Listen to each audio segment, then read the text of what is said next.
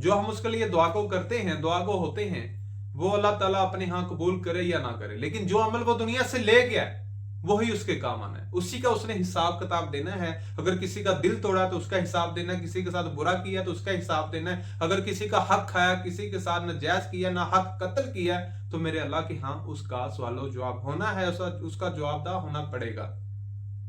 और अगर हम इस दुनिया से अच्छे अमाल लेकर जाएंगे, एक दूसरे के साथ प्यार खलाक और मोहब्बत के साथ रहेंगे, इस दुनिया में आने का मकसद हम सोचेंगे कि हमारा दुनिया में आने का मकसद क्या था, हम दुनिया में क्या लेने आए थे, हम कर क्या रहे हैं। अल्लाह ताला ने हमें अपनी इबादत और अपने नबी करीम सल्लल्लाहु अलैहि वसल्लम के नक्शे कदम पर चलने के लिए हमें इस दुनिया में भेजा है। हमारे प्यारे नबी हजरत मोहम्मद सल्लल्लाहु अलैहि वसल्लम पूरी दुनिया के लिए, दोनों जहानों के लिए रहमत बनकर आए, वो रहमतुल आलमीन है। हमारे प्यारे नबी हजरत मोहम्मद सल्लल्लाहु अलैहि वसल्लम हमारी जिंदगी में बेहतरीन नमूना है।